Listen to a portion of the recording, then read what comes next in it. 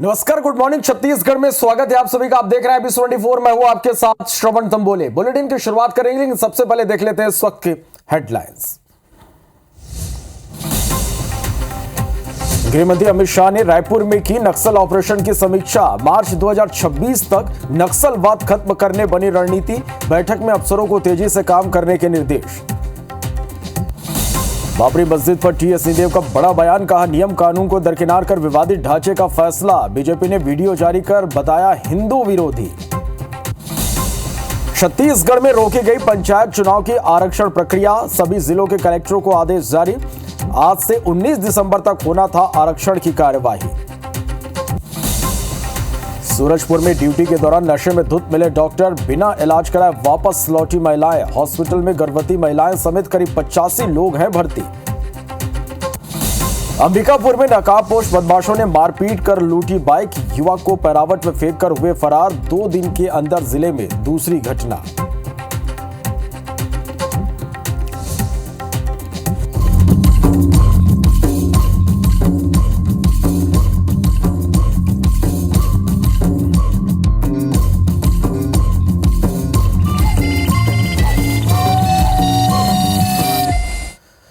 Bulletin की शुरुआत करेंगे एक बड़ी खबर के साथ। छत्तीसगढ़ में पंचायत, जनपद पंचायत और जिला पंचायत चुनाव के लिए आरक्षण की कार्रवाई को अपरिहार्य कारणों से स्थगित कर दिया गया है। पंचायत एवं ग्रामीण विकास विभाग ने सभी जिला कलेक्टरों को आदेश की कॉपी भेज दी है।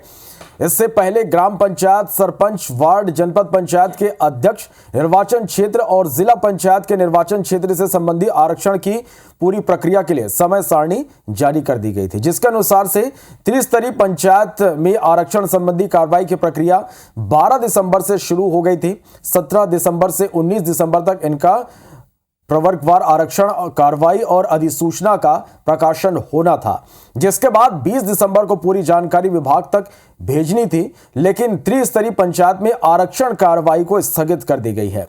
पंचायत चुनाव की कार्यवाही स्थगित करने के फैसले पर कांग्रेस ने सोशल मीडिया साइट एक्स पर पोस्ट कर अब सवाल खड़े किए हैं।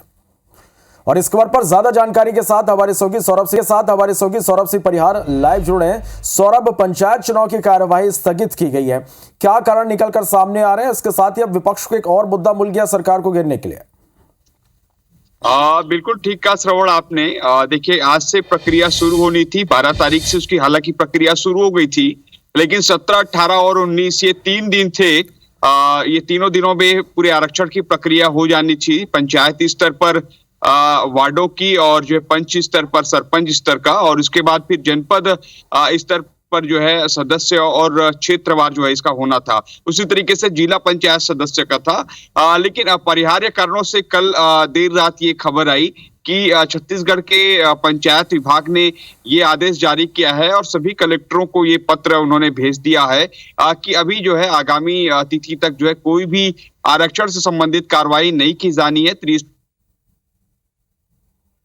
इस तरीके से यहाँ पर ये मामला देखने को मिल रहा है कि लगातार ये बात सामने आ रही है और कांग्रेस जो है सरकार को घेरने की कोशिश कर रही है कि किस तरीके से सरकार पहले भी आपको याद होगा कि 2 अध्यादेश लाए थे और 2 अध्यादेश में जो है ये बात सामने आई थी कि 6 महीने तक का कार्यकाल बढ़ाया जा सकता है। तब ये लग रहा था कि हो सकता है कि चुनाव एक साथ हो। अभी भी हालांकि जो है कोई ऐसी बात नहीं है कि सरकार एक साथ चुनाव कराएगी या नहीं कराएगी, लेकिन कांग्रेस जरूर सवाल उठा रही है कि धान खरीदी के मुद्दे को लेकर जो है सरकार डरी हुई है और इसलिए खासकर पंचायती स्तर पर जो चुनाव होने हैं, पंचायतों में जो चुनाव होने हैं, इसका असर जो है राज्य सरकार के खिलाफ होने वाला है। इसलिए राज्य सरकार पूरी तरीके से डर गई है और इसलिए उन्होंने ये आरक्षण की जो प्रक्रिया है उसको स्थगित करने का निर्णय लिया है। अब आज स्पष्ट हो जाएगा जब इस पर मंत्री, विभागीय मंत्री और डिप्टी सीएम, मुख्यमंत्री जब इस पर जवाब देंगे कि आखिर किन कारणों से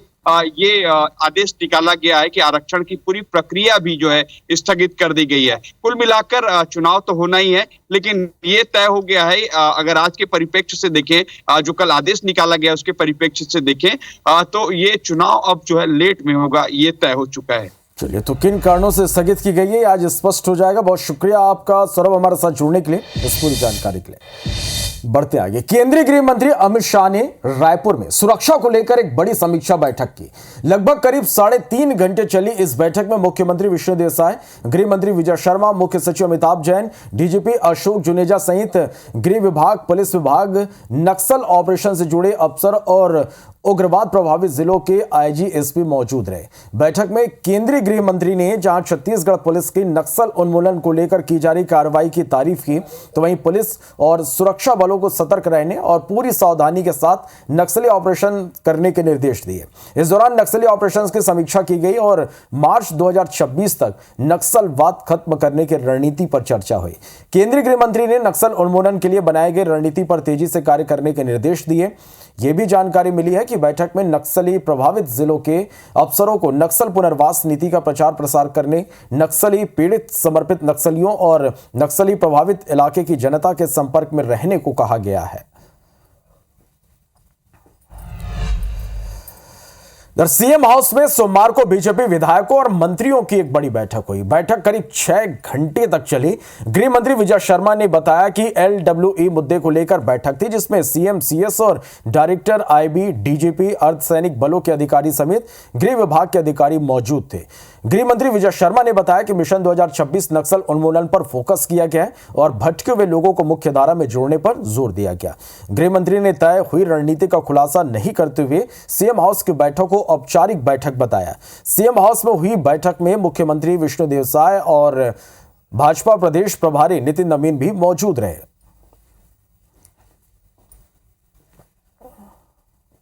और बहुत ही सूक्ष्मता से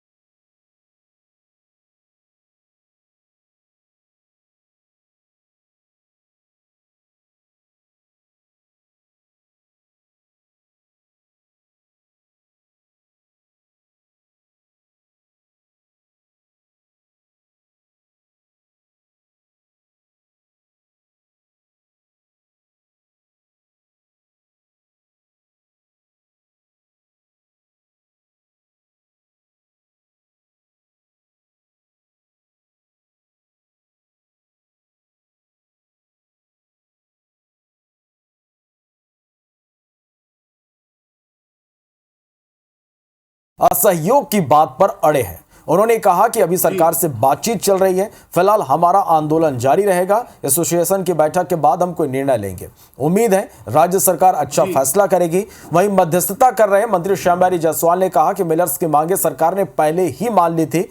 मिलर्स धान का उठाव कर रहे थे, अब धान के उठाव में और तेजी आएगी।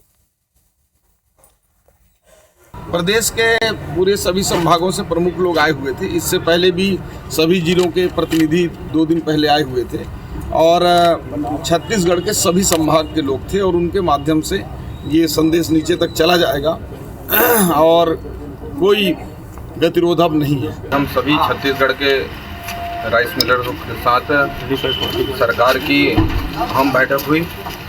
इस बैठक में सरकार के साथ हम लोगों की जो भी लंबित मांगे थी, बहुत ही सकारात्मक चर्चा हुई उस मांगों को लेकर। सरकार ने हमारी सभी मांगों को लेकर सकारात्मक पहल की और हमारी सभी मांगों को लगभग पूरा करने की बात कही। हमारी सरकार से वार्ता चल रही है और जो हमारे मिलर्स ने जो तय किया था कि अभी हम लोग का असहयोग आंदोलन रहेगा, वो हमारा असहयोग आंदोलन अभी जारी है। अगली आम सभा की बैठक लेकर के ही हम कोई निर्णय कर पाएंगे और हम उम्मीद करते हैं कि सरकार इस पर पहल करेगी और जल्द से जल्द हमारे मुद्दे पर अच्छा निर्णय लेकर के हमें अवगत कराएगी। हमारे बातचीत के सारे रास्ते अभी खुले हुए हैं और हमारी बातचीत चल रही है।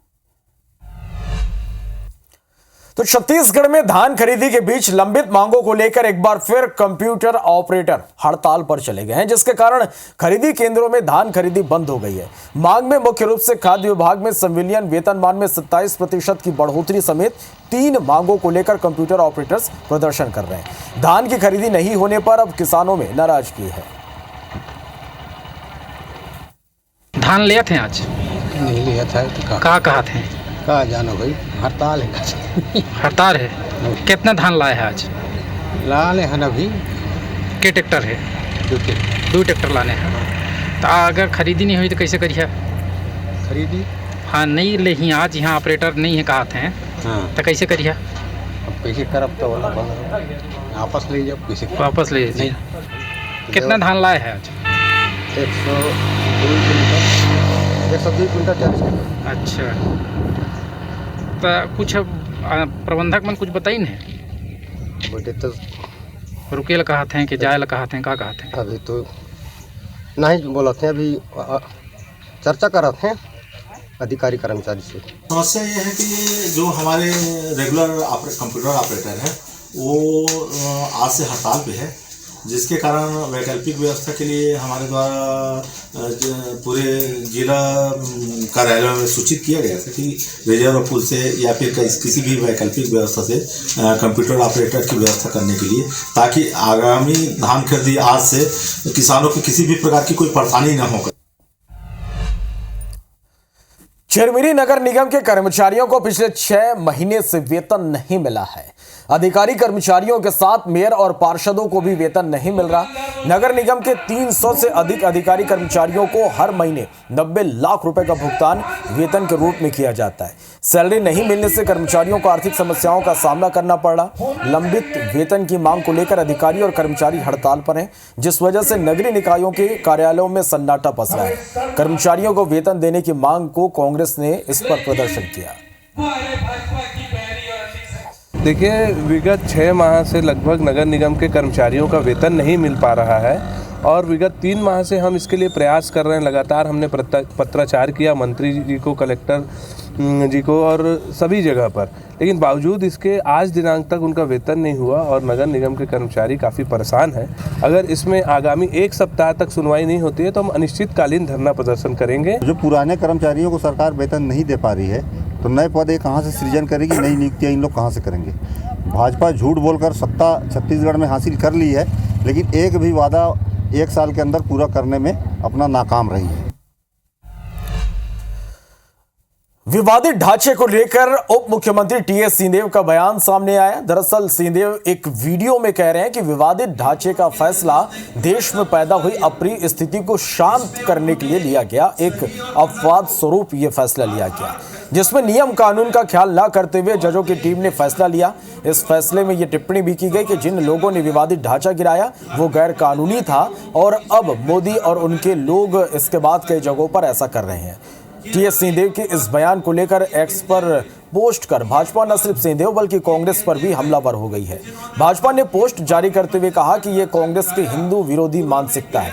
दरअसल यह वीडियो करीब 1 सप्ताह पुराना बताया जा रहा है, जब कांग्रेस की राष्ट्रीय सचिव जनिता सरगुजा संभाग के दौरे पर थी और कांग्रेस कार्यकर्ताओं की बैठक आयोजित की जा रही थी। बैठक में कार्यकर्ताओं को संबोधित करते हुए टीएस सिंहदेव ने कांग्रेस भवन में यह भाषण दिया था, जो अब वायरल हो रहा है। एक बाबरी मस्जिद पे सुप्रीम कोर्ट के जजेस ने क्यों ऐसा फैसला लिया जिसमें उन्होंने सही और गलत को आधार फैसला का नहीं बनाया और देश में शांतिपूर्ण व्यवस्था, समाज के अलग अलग धार्मिक मान्यता के लोगों के बीच में भाईचारा बनाए रखने के लिए उन्होंने फैसला किया। केवल एक अपवाद के रूप में, और ये कहते हुए कि ये अपवाद है, ये कहते हुए कि जिन्होंने ये बाबरी मस्जिद का ढांचा गिराया उन्होंने गैर कानूनी। और अब बात स्वास्थ्य व्यवस्था की पोल खोलती एक तस्वीर की। खबर सूरजपुर से, जहां ड्यूटी के दौरान डॉक्टर नशे में धुत गए। हॉस्पिटल में गर्भवती महिलाएं करीब 85 बच्चे भर्ती हैं। नशे में डॉक्टर को देख बिना इलाज कराए महिलाएं वापस लौट गई। मातृत्व शिशु अस्पताल का यह पूरा मामला है, तस्वीरें भी हम आप तक पहुंचा रहे हैं। लेकिन ड्यूटी के दौरान डॉक्टर किस तरह से नशे में धुत है। जब हमारी टीम यहां पर पहुंची तो डॉक्टर पूरी तरह से नशे में धुत मिले, कैमरा देखकर भागते हुए भी नजर आए।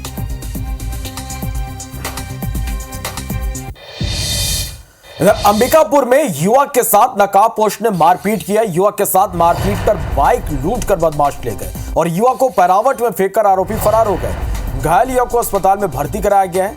2 दिन के अंदर जिले में इस तरह की दूसरी घटना सामने आई है। लखनपुर इलाके की यह पूरी घटना है। पुलिस जांच में जुटी हुई है। जांजगीर चांपा से खबर, अवैध शराब की बिक्री का विरोध लगातार किया जा रहा। महिला कमांडो ने शराब के खिलाफ मोर्चा खोल दिया है और इस दौरान 50 बोरी महुआ लहान को नष्ट किया गया। शराब बनाने वाले बर्तनों को भी नष्ट किया गया है। राहौत पंचायत के साबेरिया डेरा का यह मामला है।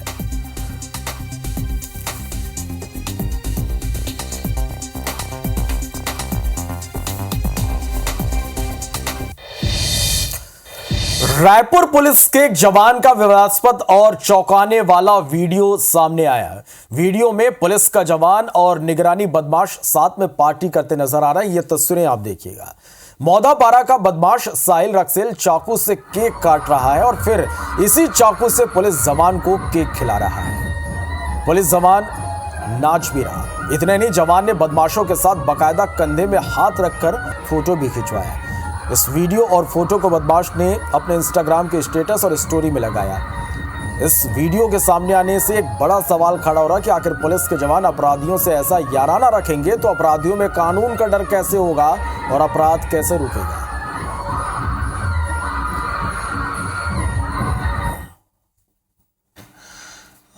इसमें जो तथ्य हैं और जो वीडियो है उसकी जांच की जाएगी। जांच के बाद जो भी तथ्य सामने आएंगे और सही पाया जाएगा तो इसमें वैधानिक कार्रवाई की जाएगी।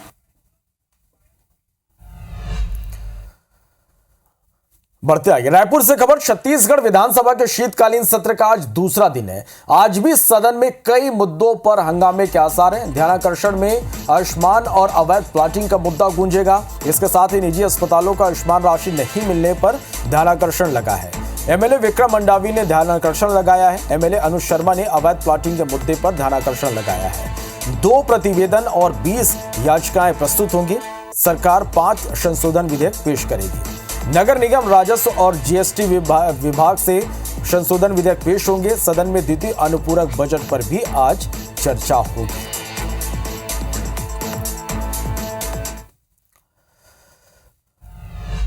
बात मौसम और ठंड की कर लेते हैं। पेंड्रा से खबर है, अमरकंटक में बर्फ की चादर बिछ गई है। 2 डिग्री तापमान यहां दर्ज किया गया है। तस्वीरें आप देखिएगा। रामघाट, श्रीयंत्र मंदिर, दुर्गाधारा समेत कई जगहों में बर्फ की चादर नजर आ रही है। कड़ाके की ठंड से जनजीवन पूरी तरह से प्रभावित है।